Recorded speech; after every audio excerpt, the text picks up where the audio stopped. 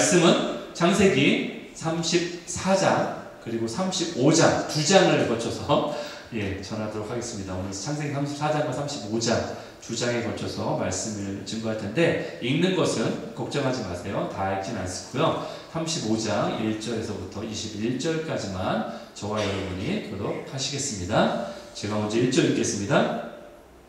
하나님이 야곱에게 이르시되 일어나 베델로 올라가서 거기 거주하며 내가 내 형 에서의 낯을 피하여 도망가던 때에 내게 나타났던 하나님께 거기서 제단을 쌓으라 하신지라.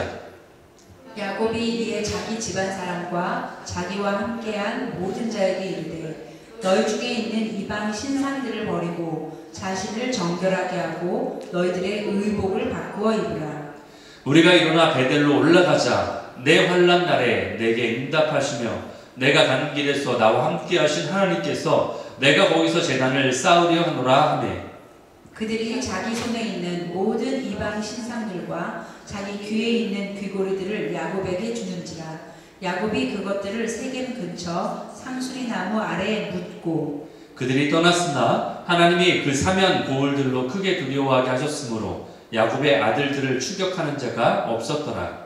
야곱과 그와 함께한 모든 사람이 가나안 땅 루스 곧 베델에 이르고 그가 거기서 제단을 쌓고 그곳을 엘 베델이라 불렀으니 이는 그의 형의 낯을 피할 때에 하나님이 거기서 그에게 나타나셨음이더라. 리브가의 이모 드보라가 죽음에 그를 베델 아래에 있는 상수리 나무 밑에 장사하고 그 나무 이름을 알론바굿이라 불렀더라.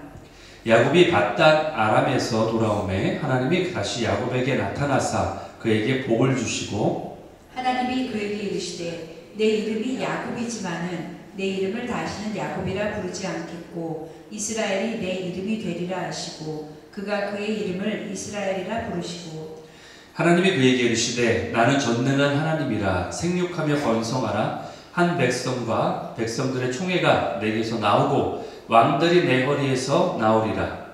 내가 아브라함과 이삭에게 준 땅을 내게 주고 내가 내 후손에게도 그 땅을 주리라 하시고 하나님이 그와 말씀하시던 곳에서 그를 떠나 올라가신지라. 야곱이 하나님이 자기와 말씀하시던 곳에 기둥 곧 돌 기둥을 세우고 그 위에 전제물을 붓고 또 그 위에 기름을 붓고 하나님이 자기와 말씀하시던 곳의 이름을 베델이라 불렀더라. 그들이 베델에서 길을 떠나 에브라데 이르기까지 얼마간 거리를 둔 곳에서 라헬이 해산하게 되어 심히 고생하여 그가 난산을 즈음에 산파가 그에게 이르되 두려워하지 말라. 지금 내가 또 등남하느니라 하매.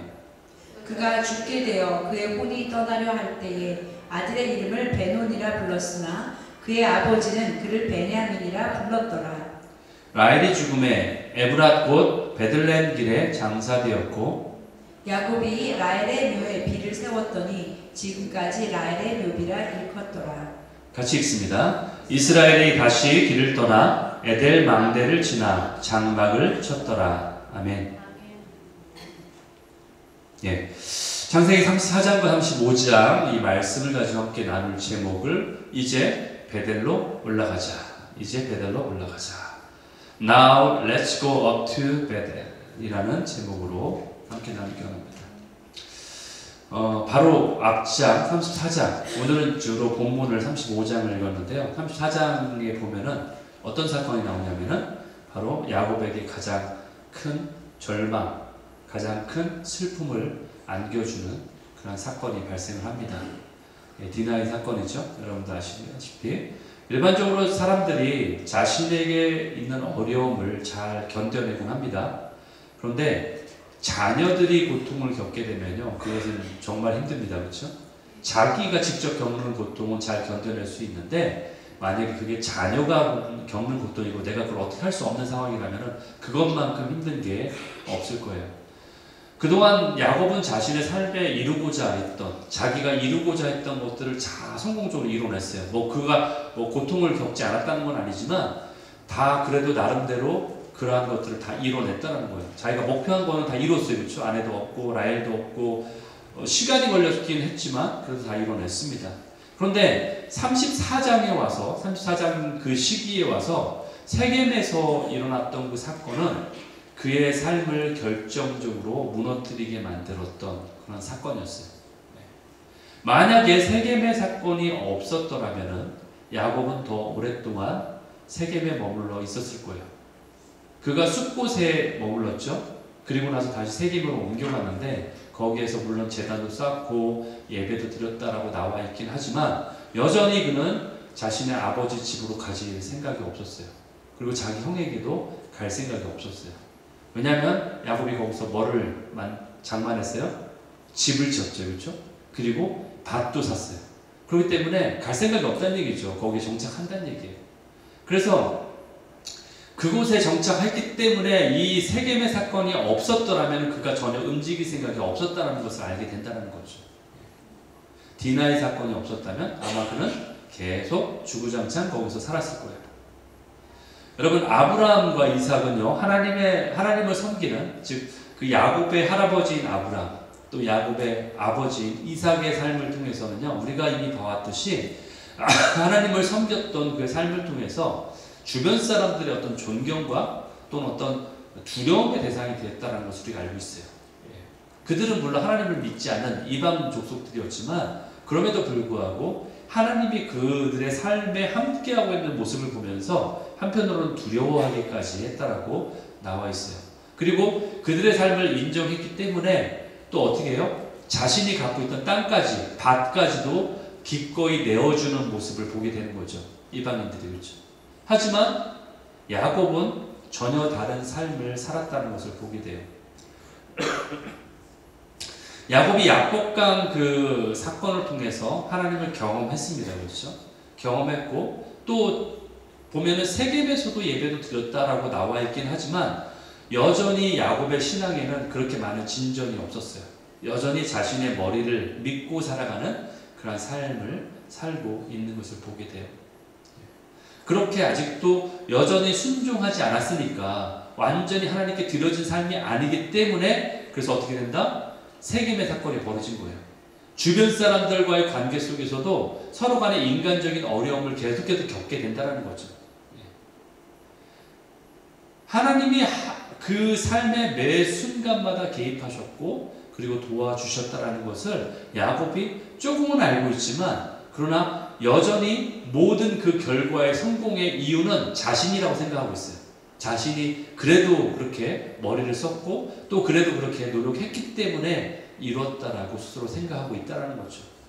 어쩌면 이런 생각이 우리들의 생각하고 똑같다라고 생각이 들어요. 우리가 일반적으로 생각을 그렇게 하지 않습니까? 어떤 큰 성과를 이뤄내면은 이것이 하나님의 은혜입니다 라고 고백을 합니다. 그런데 시간이 지나면서 어떻게 생각해요? 시간이 지나면서 그래도 내가 잘해서 이렇게 된 거지 이렇게 생각을 하게 된다는 거죠. 처음에는 하나님이 정말 함께 하셔서 이 일이 이루어진 거야 라고 생각하지만 시간이 지나면서 어떻게 생각하느냐? 그래도 좀 내가 운이 좋아서 그랬지 이렇게 생각한다는 거죠. 하나님이 개입하셔서 하나님이 행하셨다는 것에 대해서 점점 우리 생각이 바뀐다는 거예요. 하나님의 은혜를 경험해서 알고는 있지만 그러나 이것이 너무나 쉽게 잊혀져 가는 것이 우리의 문제라는 거예요. 결국 야곱은 어떤 은혜로 살아가느냐면은 과거의 은혜로 살아가고 있다는 거예요. 과거에 경험했던 하나님. 우리도 그렇잖아요. 과거에 내가 이렇게 하나님을 경험했어. 그걸 가지고서 살아가는 거예요. 이건 마치 뭐와 같냐면은 여러분들 티를 마실 때 티백을 우려내지 않습니까? 티백을 우려내고서 그 다음 버립니까? 그런데 여러분들은 버리지 않아요. 그거를 놓고서 내일도 또 그 티백으로 우려내요. 또 옆에다 잘 모셔두고 먼지 안 쌓이게 놓은 다음에 또 내일 모레도 또 그 티백으로 우려내요.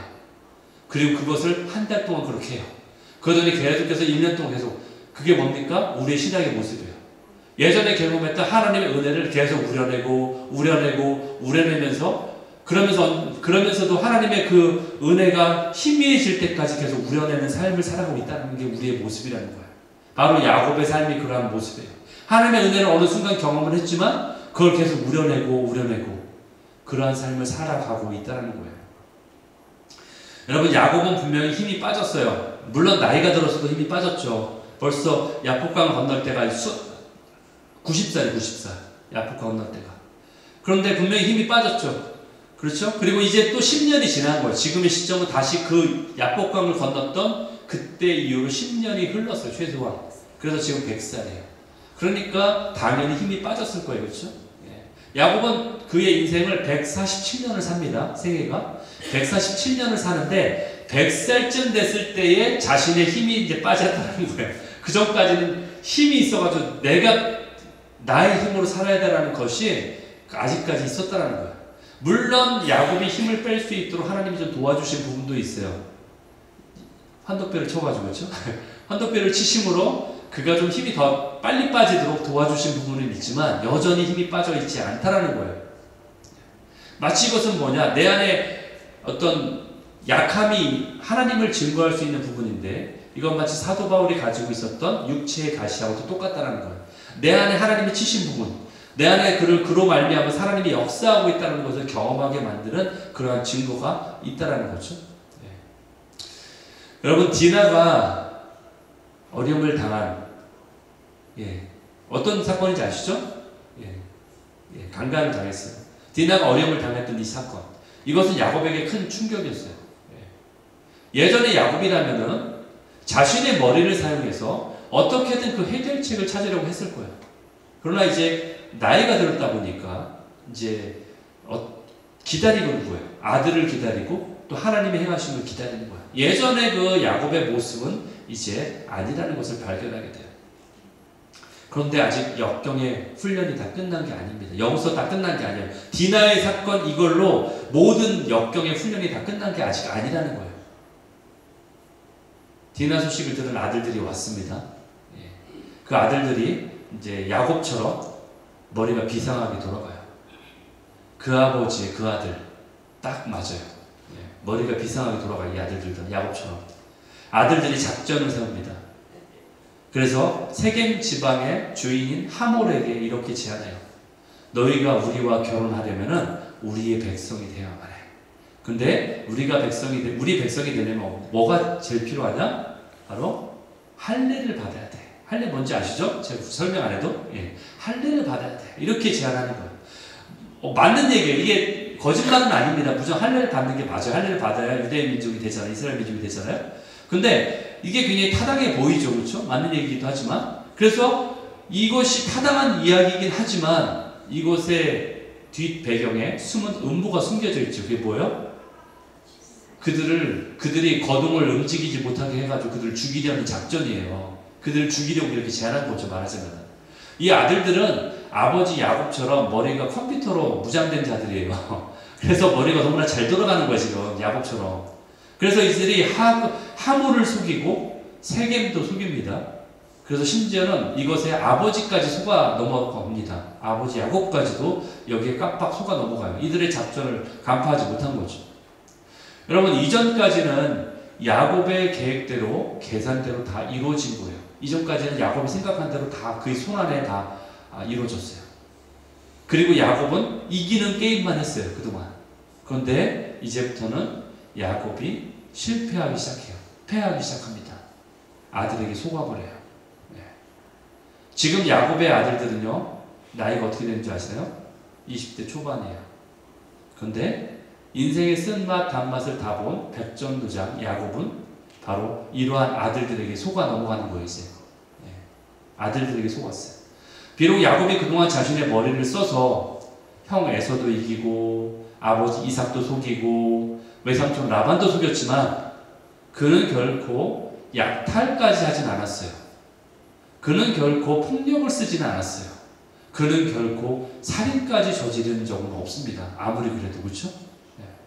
비록 머리를 써서 상황을 조작하려 한 적은 있어도 그래도 자신의 어떤 피와 노력을 통해서 성공하려고 했던 부분은 분명히 있었다라는 거예요. 야곱에게는. 그런데 그의 아들들은 야곱보다 훨씬 더 사악했다라는 거예요.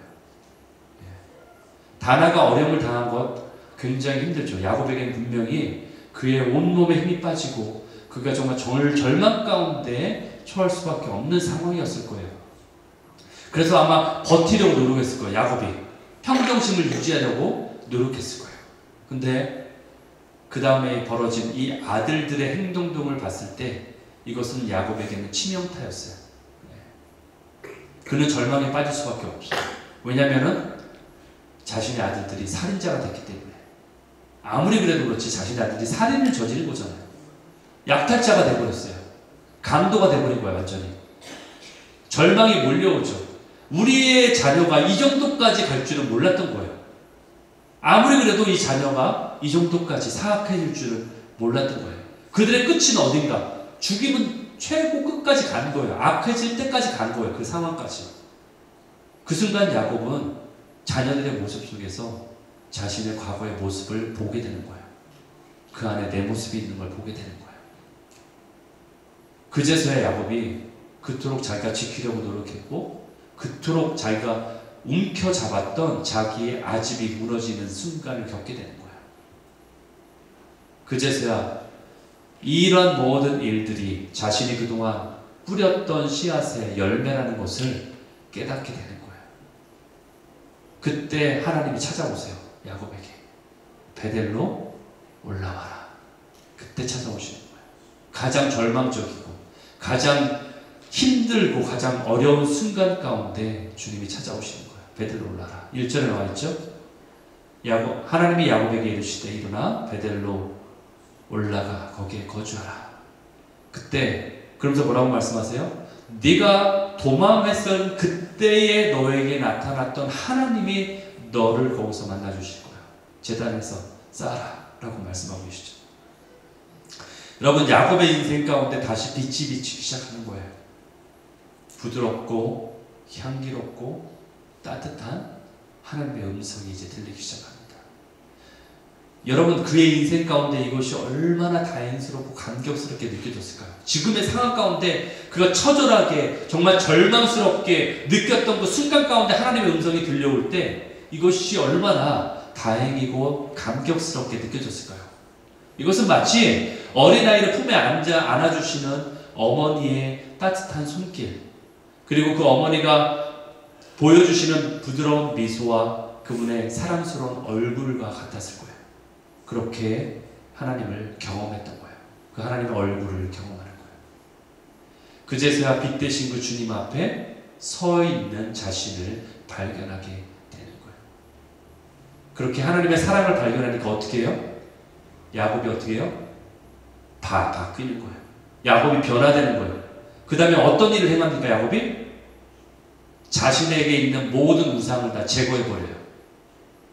2절에 나옵니다. 야곱이 이에 자기 집안 사람, 자기가 영향력을 끼칠 수 있는 모든 사람들한테 이야기하는 거예요. 모두 함께한 자에게 이르되 너희 중에 있는 모든 이방의 신상을 버려라.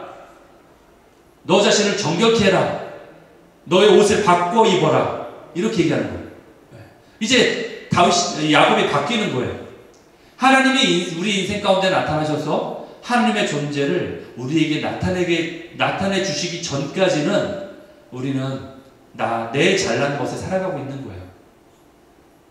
왜 그러냐면 내가 어둠 속에 있으니까 그럴 수밖에 없죠. 내 자신을 볼 수 없으니까. 어둠 속에 있다 보니까 내 자신을 볼 수 없는 거예요. 깜깜하니까. 그런데 빛 대신 주님 앞에 나가는 순간 나는 내가 그동안 빛이라고 여겼던 것이 아무것도 아니라는 것을 느끼게 돼요. 그전에는 내가 빛이라고 생각해요. 내가 아주 밝은 빛은 아니어도 어느 정도 희미한 정도의 빛은 되겠지라고 생각하는 거예요, 스스로. 그렇죠. 어둠 가운데 있으면 그래도 내가 희미한 빛이어도 조금 빛이긴 하니까 빛이라고 생각하겠죠. 그런데 주님의 그 밝은 빛 앞에 서게 되면은 내 안에 있는 빛은 반딧불도 아니라는 것을 깨닫게 되는 거예요. 나는 아무것도 아니구나. 이것을 깨닫게 되는 거죠. 빛 대신 그 하나님의 그 강력한 그 빛의 임재 앞에 서는 순간 우리는 아무것도 아니라는 사실을 깨닫게 되는 거예요. 여러분 조명탄 신앙이라고 말씀드린 적 있죠. 조명탄은요 결코 우리의 전 생애를 비춰줄 수 없습니다. 조명탄은 어느 기간만 은혜를 누릴 수 있고 우리에게 빛을 비춰줄 수 있지만 그것이 결코 우리의 삶 가운데 지속적으로 우리를 비춰줄 수 없다는 거예요. 내 안에 생명의 빛이, 하나님의 생명의 빛이 자라나지 않으면은 하나님 앞에 있는 나의 실존을 볼 수 없는 거예요. 왜? 조명탄 빛은 그때만 비춰줄 수밖에 없기 때문에 내 실존을 볼 수 없다라는 거예요. 그렇기 때문에 날마다 그 하나님의 빛이 내 삶을 비춰 주어야지만이 내가 주님 앞에 온전한 모습을 내가 볼 수 있다라는 거예요. 그때서야 비로소 진정한 하나님의 따뜻함을 우리가 알게 되는 거예요. 그때서야 비로소 내 배에서 생수의 강이 흘러나오는 것을 내가 경험하게 되는 거예요. 그것이 바로 하나님의 나라의 실제를 경험하고 자라나고 있는 실제의 모습이에요. 여러분, 우리가 부모님을 지속적으로 만나고 경험하지 않는다면 어떻게 자녀가 부모님의 그 사랑을 느낄 수 있습니까? 그렇죠? 지속적으로 부모님의 그 사랑과 관계 안에 우리가 관계를 맺지 않는다면 어떻게 우리가 지속적으로 그 부모님의 사랑을 느낄 수 있냐라는 거예요. 어떻게 우리가 그 신뢰의 관계를 쌓을 수 있냐라는 거죠. 이제 그런데 야곱이 이제 바뀌기 시작하는 거예요. 이제 야곱이 그것을 경험하기 시작하는 거예요. 아버지의 사랑을 이제 경험하기 시작하는 거예요. 그러면서 이제 베델로 올라가자고 말합니다. 이제껏 야곱은요, 베델로 올라갈 생각이 없었어요. 그렇죠? 그냥 숫곳에서, 세겜에서 살려고 그가 거기서 집을 짓고 밭을 사고 그렇게 그냥 그곳에 눌러 앉으려고 했던 사람이었어요. 그런데 이제 베델로 올라가자고 하는 거예요. 스스로가 지금 하나님을 예배하는 자리로 간다라고 지금 말하고 있는 거예요. 어떤 가운데? 어려운 가운데. 단지 어려움만 만났다고 그가 그렇게 변했나요? 아니죠. 그 어려운 가운데 하나님을 만났기 때문에 그가 이렇게 말하고 있는 거예요. 여러분, 평생을 주님을 따라간다고 말은 하지만 하나님의 빛 앞에서 있는 나를 발견하지 못하기 때문에 여전히 이 땅만 쳐다보고 이 땅에 머리를 박고 땅만 열심히 파고 있는 사람이 얼마나 많습니까? 이 땅에 있는 것이 전부인 것처럼 이 땅을 파고 있는, 죄송해요 이런 말씀 드려서 세상에서 이런 말이 있어서 너무나 확 와닿는 말이어서 제가 합니다. 삽질하고 있는, 삽질한다고 하죠. 군대에서 많이 했던 거예요 제가. 파보면은 왜 파는 줄 아세요? 고기를? 군대에서 왜 삽을 주고서 땅을 파라고 시키는지 아십니까? 엄청난 뭘 하기 위해서가 아니에요. 시간이 남으니까 그냥 파라고 하는 거예요. 답하면 뭐라고 또 얘기하는 줄 아세요? 다시 메꾸라고 그럽니다. 그게 우리의 모습이에요. 삽질하고 있는. 그런 사람이 얼마나 많은지 몰라요. 내 인생 가운데 하나님이 발견되지 않는다면 우리는 깊이 있는 예배를 드릴 수 없어요. 여러분, 물론 하나님은요, 우리의 연약한 예배도 받으세요. 하나님은 지난주에 드렸던 우리 예배 같은 예배도 받으세요. 임재가 느껴지지 않았던 그런 연약한 예배도 받으세요. 왜냐하면 하나님은 우리가 자라나고 있는 그 과정을 인정하시고 아시기 때문에, 우리의 연약한 모습을 아시기 때문에. 여러분들, 아기가 있는데 여러분들 부모님이 아기를 키울 때에 우리 아이가 성숙하지 않다고 버리는 부모가 있나요? 우리 아이가 성숙하지 않다고, 나를 알아주지 않는다고 버리는 부모는 없습니다. 왜? 그 아이는 그 아이가 연약한 걸 알고 있고 그 아이의 성숙의 단계를 인정하고 있기 때문에, 그걸 알기 때문에 그렇게 봐주는 거예요 그냥. 그렇죠? 그러면서 내가 오히려 그 아이를 위해서 영양분을 제공하고 그 아이를 위해 힘쓰는 거잖아요. 여러분들, 어린아이가 부모님을 대하는 태도와 여러분들 대학생이 부모님을 대하는 태도와 결혼하여서 장성한 자가, 결혼한 자가 부모님을 대하는 태도와는 그 깊이에 있어서 다를 수밖에 없어요. 그 대화도 다를 수 있고 그 깊이가 다를 수밖에 없는 거예요. 그 관계가. 그렇죠? 내 안에 계신 하나님을 발견하고 드리는 예배, 내 안에 정말 계신 그 하나님의 빛을 발견하고 드리는 예배와 그렇지 않은 예배와 차이가 있을 수밖에 없다는 거예요. 그렇기 때문에 여러분들이 정말 내 안에 계신 빛 대신 하나님을 발견하고서 그 하나님 앞에 나의 존재를 발견하고 드려지는 그 예배와 그냥 어딘가에 계신 하나님이겠지라고 생각하고 막연하게 드리는 그 예배와는 차이가 있을 수밖에 없다는 거예요. 그런데 그 깊은 예배를, 진정한 예배를 지금 야곱이 드리려고 하고 있다는 거예요. 이제 그 예배는요, 그동안에 세겜에서 많이 드렸다고 지금 언급되어 있는 그 예배와는 차원이 다른 예배를 지금 드리고 있는 거예요. 그 예배와 서로 차원이 다릅니다. 예배라고 다 똑같은 예배가 아니라는 거예요. 그래서 제가 예전에 그런 말씀 드렸잖아요. 아는 만큼 예배한다. 여러분들이 아는 만큼 예배할 수 있는 거예요. 뭘 알아요? 성경 지식 얘기하는 게 아닙니다. 아는 만큼 뭘 알아요? 하나님을 아는 만큼. 왜냐하면 하나님이 우리 예배의 대상이니까. 하나님을 알아야지 하나님을 칭찬하죠. 하나님의 무엇을 칭찬하시겠습니까, 여러분들? 하나님을 칭찬할 이유가 있어야 칭찬하지 않습니까? 하나님의 어떠하심, 하나님의 성품을 알아야지 그분의 아름다움을 아는 만큼 예배할 수 있는 거예요. 창세기 35장 7절에 거기서 제단을 쌓고 이제 뭐라고 얘기하느냐? 그곳을 베델에서 더 거듭나서 앞에 엘을 붙였어요. 엘 베델이라고 말을 붙이는 거예요. 이 의미는 뭐냐? 베델에서 나를 만나주신 하나님. 이제는 하나님뿐이 아니라 나의 하나님을 만났다는 거예요. 나의 하나님을 예배한다는 거예요. 여러분, 베델에서 30년 전에 만나주셨어요. 야곱을. 그럼에도 불구하고 야곱은 어떻게 했어요? 계속해서 똑같은 삶의 패턴을 이어갔죠. 속이고 자기도 속고 싸우고 또 싸우고 그리고 움켜쥐었던 그 세월들을 보냈던 거죠.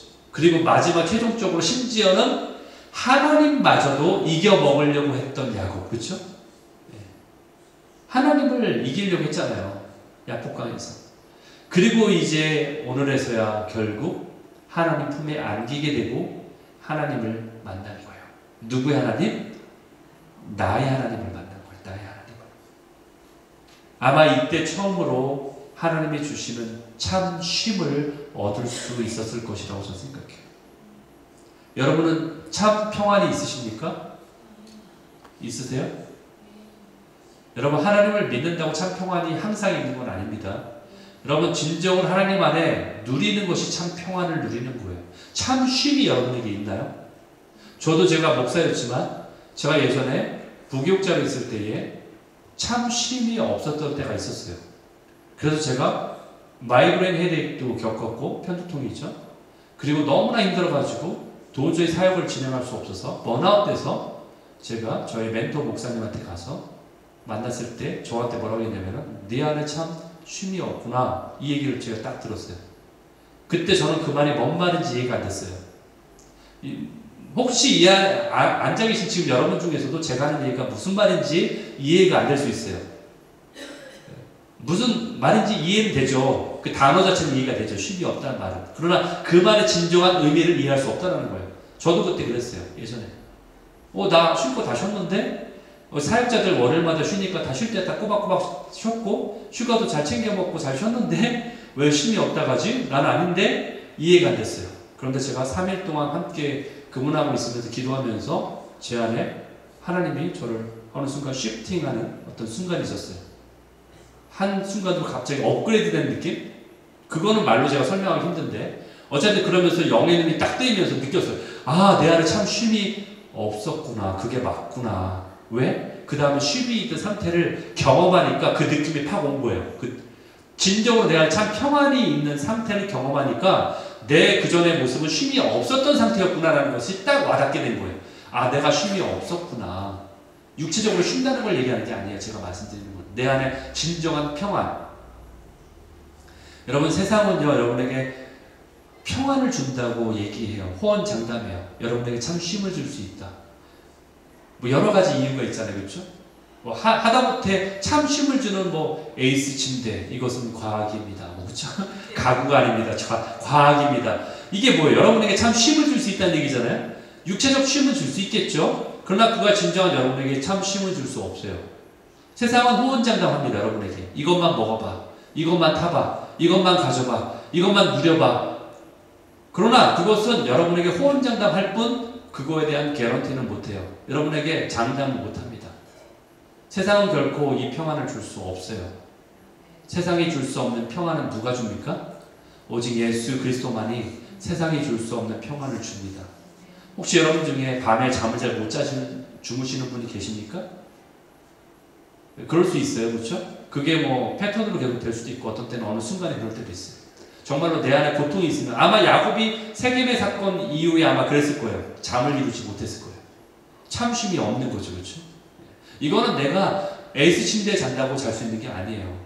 누가 내 옆에서 안마해주고 좋은 말 해주고 아무리 좋은 덕담을 해준다고 되는 게 아니에요. 누가 나에게 돈을 싸질머지고 와가지고 날 준다고 이루어지는 평안이 아닙니다. 참 평안은 하나님이 주셔야지 가능한 거예요. 여러분, 그러므로 우리는 세상에서 얻을 수 없는 것을 얻기 위해서 세상을 기웃거릴 필요가 없습니다. 여러분, 번지수를 잘 찾아야 돼요. 백악관을 찾는데 시애틀에 가서 아무리 찾아도 찾을 수 없어요. 워싱턴 DC를 동부에서 찾아야지 워싱턴 주에 가서 찾으면 소용이 없는 거예요. 백악관은 워싱턴 DC에 있어요. 워싱턴에 있지 않습니다. 시애틀에 가서 아무리 찾아도 소용없어요. 줄 수 없는 곳에 가서 아무리 여러분 눈 씻고 찾고 아무리 열심히 내 노력이 되겠지, 노력하면 하늘이 도와주겠지, 이거 아무 의미 없습니다. 여러분, 하나님에게서 찾아야 돼요. 참 평안은 예수 그리스도만이 주실 수 있습니다. 여러분, 하지만 정말 슬프고 아쉬운 게 뭐냐면은 이제서야 겨우 하나님의 사람으로 되는 것이 무엇인지 알게 되었는데, 이제서야 겨우 하나님의 평안이 무엇인지 이제 맛보게 됐는데, 그때 라헬이 야곱의 곁을 이제 떠나게 되는 거예요. 너무나 아쉽죠? 여러분도 혹시 그러면 어떡합니까? 이제서야 하나님을 정말 잘 믿게 됐는데 내 배우자가 내 곁을 떠나게 되는 거예요. 이제서야 정말 하나님을 찾게 됐는데 그때 내가 죽게 되는 거예요. 이제 이러면 어떡하시겠습니까? 여러분, 사실 이제껏 야곱은요 라헬을 사랑한 게 아니었어요. 여러분이 무슨 얘기하냐 그 생각 얘기하실 것 같아요. 그렇죠? 사랑한 게 맞는데 왜 사랑한 게 아니냐고 말하니까. 그렇죠?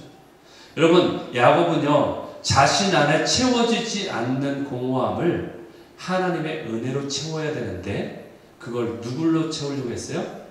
라헬로 채우려고 했던 것 뿐이에요. 그러니까 그것은 집착이에요. 그냥 집착의 대상이었어요. 라헬이 사랑의 대상이 아니라 집착의 대상입니다. 여러분, 하나님의 사랑이 전제되지 않는 사랑은 그냥 집착이에요. 하나님의 사랑으로 사랑하지 않는 사랑은 그냥 집착이에요. 여러분 배우자를 한번 보세요. 여러분이 얼마나 사랑한다고 결혼했습니까? 그렇죠? 저도 마찬가지죠. 예, 그 사랑을 얻으려고 얼마나 노력했는지 몰라요. 예, 그래 결국 얻었어요. 이뤄냈는데 아싸 이뤄냈는데 여러분들도 얻은 거잖아요. 그렇죠? 예, 여러분 마지못해 결혼했나요? 대답을 안 하시네. 강제로 결혼했어요? 정답적 결혼이에요?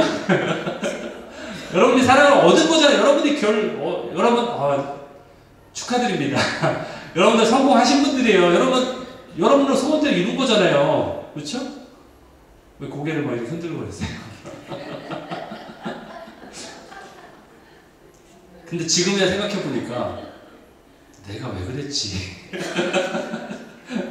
이렇게까지는 아니어도 여러분의 사랑에 그 막 열정적인 사랑을 했었던 그 사랑에 비하면 지금 사랑은 물론 완숙한 사랑이라고 말은 할 수 있겠지만 그런 사랑은 아니잖아요. 그렇죠? 그때의 사랑은 물론 뜨거운 사랑이었다면 지금은 성숙한 약간 우정처럼 변한 사랑일 수도 있는데, 우리의 사랑이 여러분 부부싸움을 왜 하나요? 부부싸움 왜 해요? 여러분이 아가페 사랑으로 사랑해서 부부싸움 할 리가 없어요. 그렇죠? 내가 준 만큼 내가 기대하는 바가 있으니까 싸우는 거예요. 왜 나를 그렇게 안 대해줘? 나에게 이렇게 사긋사긋하게 왜 안 해줘? 나에게 시간을 같이 안 내줘? 왜 이렇게 했는데 너는 왜 이렇게밖에 안 해? 나는 여기 청소하는데 너는 저기 청소 왜 안 해? 내가 이렇게 널 위해서 밥을 해줬는데 넌 나에게 뭘 해주는 거야? 여러분의 기대가 쌓이지 않으니까 화내니까 부부싸움 하는 거잖아요. 그거는 완벽한 사랑이 아니잖아요. 그렇죠? 그러니까 여러분의 사랑은요 집착이에요. 그냥 아니면 뭔가 기대를 서로 간에 주고받는 트레이드하는 것밖에 되지 않는 사랑의 그 정도까지만이 여러분의 사랑이라니까요. 그거는. 그러니까 하나님의 사랑이 전제되지 않는 사랑은 집착이라는 거죠. 온전한 사랑이 아닙니다. 이때 바로 베냐민을 얻는 순간 라헬을 대신해서 보내야만 하는 순간에 다다르게 된 거예요. 야곱이. 얼마나 힘들겠어요. 그렇죠? 사랑하는 라헬을 보냈는데 결국 라헬이 베냐민을 낳으면서 그 산고의 고통 때문에 죽게 되죠. 그러면서 이 라헬의 심정은 또 어땠을까요? 라헬이 막 아이를 낳으면서 자기 몸으로 낳는 두 번째 아이, 그렇죠? 요셉을 낳고 이제 베냐민을 낳는데 죽음을 목전에 둔 상황 속에서 지나간 이제 여러분 죽기 전에 항상 뭐가 돌아가요? 필름 돌아가죠. 그렇죠? 필름 돌아갑니다. 저도 그런 적이 있어요. 저도 이렇게 죽기 전과 같은 상황까지 간 적이 있어요. 제가 산 차가 180도 회전하면서 한 4-5바퀴 돈 적이 있어요. 제가 운전하다가 사고 나가지고 막 도는데 힐링이 막 돌아. 그 생기가 한순간에 쭉 그 짧은 순간에 다 돌아가요. 예, 그런 순간이 있단 말이에요. 마치 라헬도 그랬을 거예요. 죽기 전에 자기의 온 생애가 싹 돌아갔을 거예요. 그러면서 자신의 레아와 싸우면서 이기려 했던 그런 순간들, 그러면서 그토록 자기 남편의 사랑을 얻으려고 막 투쟁했던 그 순간들, 그토록 아들을 얻기 위해서 경쟁했던 그런 순간들, 그 모든 것들을 생각하면서 회한의 눈물을 아마 흘렸을 거예요. 내가 왜 그렇게 살았을까? 내 인생을. 네. 그래서 뭐라고요? 아들 이름을 베노니라고 지은 거예요. 그래서 회한의 그 고통 가운데 슬픔의 아들이다 얘는. 그래서 이름을 그렇게 지은 거예요. 그런데 이 이름을 누가 바꿔요? 아버지 야곱이 바꾸죠. 야곱이 바꿉니다. 이 사건은 야곱에게서 참으로 절망스러운 사건인데, 예전 같았으면은 하나님 앞에 아마 분노하고 절망하고 원망했을 거예요. 어떻게 내 사랑하는 아내를 이렇게 보냅니까라고 그랬을 텐데, 그러나 야곱이 이 고통을 순수하게 겸허하게 하나님 앞에 받아들입니다. 그러면서 아들의 이름을 베냐민이다라고 바꾸는 거예요. 베냐민의 뜻은 오른손의 아들이다라는 뜻이에요. 오른손의 아들. 이 얘기는 뭐예요? 바로 오른손이라는 뜻은 right이라는 얘기는요, 힘을 상징하고, right이라는 얘기는 righteousness, 그렇죠? 어떤 justice, 바르다라는 것을 상징하고, 또 행복을 상징하고, 또 오른편으로 안수하잖아요. 말하자면 어떤 favor, 총애, 이걸 이야기하는 거예요. 그러니까 이 아들은 야곱의 오른손과 같은 아들이다, 이런 뜻이기도 하면서, 또한 하나님의 오른손이 그와 함께하는 아들이다, 이런 뜻으로 그렇게 이름을 베냐민이라고 지은 거예요. 결국 야곱은 이제 서서히 바뀌기 시작할 거예요. 세겜에서, 그리고 베델에서, 비록 자신의 상황은 부정적인 것이었지만 이제 야곱이 바뀌기 시작하는 거예요. 그래서 하나님의 섭리를 그 가운데 발견하기 시작하죠. 내가 알게 모르게 여러분, 우리도요 마찬가지로 하나님이 계속해서 우리를 바꾸기 시작해요. 우리의 상황 가운데, 그리고 지금도 우리를 다듬어 가세요. 그러면서 우리에게 도전하기를 뭐라고 도전하시느냐? 너희도 베델로 올라와라. 내가 너를 만나주겠다. 나를 만나자. 이렇게 우리에게 도전하시는 거예요. 그 하나님이 우리를 회복시키시고, 우리를 또 치유하시고, 그리고 우리를 바꾸시는 거예요. 그 하나님 우리가 만나야 된다는 거예요. 이 하나님을 만나게 될 때 우리는 어떤 삶이 돼요? 우리 하나님을 만나면 야곱처럼 우리 안에 있는 우상들을 우리 스스로가 제거하기 시작하는 거예요. 여러분 안에 이 우상이 뭐예요? 우상이 있죠? 여러분의 우상, 저에게도 있습니다. 내 안에 내가 정말 하나님보다 더 사랑하는 것들, 그것이 바로 우상이에요, 여러분. 내가 그리스도인이라고 이렇게 와서 예배를 드린다고 우상이 없는 게 아니라, 내 안에 하나님보다 더 내가 관심 갖고 있고 더 사랑하고 더 좋아하는 것이 있다면 그것이 우상인 거예요. 그 우상을 이제 제거하기 시작하는 거예요. 이 하나님을 만나게 되면 내가 자원함으로 나를 그렇게 우상을 제거하게 되는 거예요. 여러분, 야곱이 바뀌었던 순간을 생각해 보세요. 야곱이 바뀌었던 순간은요, 그의 인생에서 가장 나락으로 떨어졌던 순간이에요. 자기의 자녀가 어려움을 당하고 관간을 당하고, 자기의 믿었던 아들들이 살인자가 되어버리고, 그래서 자기도 어떻게 할 수 없는 그 상황 가운데 내가 이 상황을 어떻게 할 수 없는 그러한 상황이었어요. 그때 야곱이 변하는 거예요. 여러분이 아마 어려운 상황을 지금 지날 수도 있고, 그리고 앞으로도 겪게 될 수도 있어요. 그러나 주님은 그때 여러분을 만나주세요. 그때가 바로 여러분이 주님을 만나야 될 때라는 거예요. 그때가 바로 베델로 올라가야 될 때예요. 주님이 여러분을 부르시는 그 음성 가운데 순종하시는 그런 여러분 되시기를 축원합니다. 그때 주님이 여러분에게 말할 수 없는 평안함, 세상이 줄 수 없고 세상이 우리에게 받을 수 없는, 세상으로부터 받을 수 없는 그 평안함을 우리에게 허락하실 줄 믿습니다. 우리 함께 일어나셔서 주님 앞에 찬양할 때에 그 평안을 내게 주시기를 소망합니다. 그리고 그 평안이 나에게 있음을 고백합니다라고 함께 고백하겠습니다.